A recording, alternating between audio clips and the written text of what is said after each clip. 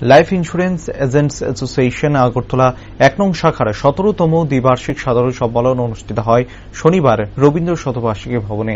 এই সম্মেলনে পলিসি হোল্ডারদের বোনাস এবং উন্নত পরিষেবা বৃদ্ধি করা, এজেন্ট রেগুলেশনে সংশোধন করা, ৩০ লক্ষ পর্যন্ত গ্রুপ টিম বীমা বৃদ্ধি সহ বিভিন্ন এজেন্ট স্বার্থ বিষয়ক আলোচনা হয়। অনুষ্ঠানের সূচনা করেন রামকৃষ্ণ মিশনের অধ্যক্ষ স্বামী ভক্তি সুদানন্দ মহারাজ। এছাড়া উপস্থিত ছিলেন সংস্থার সভাপতি সত্যব্রত ভৌমিক, কনভেনার সুমন দে সহ অন্যান্যরা।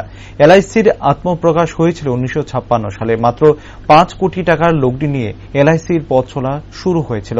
আজ এলআইসির অর্থের পরিমাণ দাঁড়িয়েছে ৪৫,৭৮,০০০ কোটি টাকা। তার বড় অবদান হল এলআইসির এজেন্টদের। কিন্তু বর্তমানে এজেন্টরা বিভিন্নভাবে বৈষম্যের শিকার। তাদের ন্যায্য দাবি দাওয়াগুলো পূরণ হচ্ছে না, এমনই অভিমত প্রকাশ করলেন ইস্টার্ন জোনের ভাইস প্রেসিডেন্ট আফতার উদ্দিন লস্কর।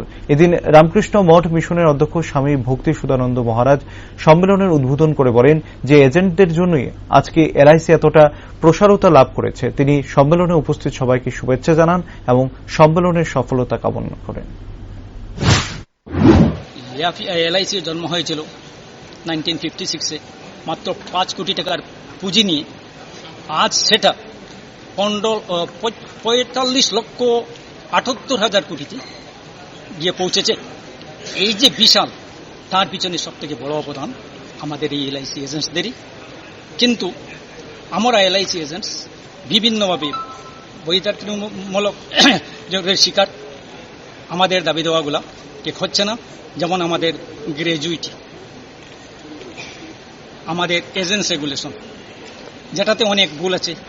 এজেন্টসদেরকে ডাইরেক্টলি যদি কোনো ধরনের কোনো কমপ্লেইন এজেন্টসদের হয়, কোনো একটা ফল্ট হলো,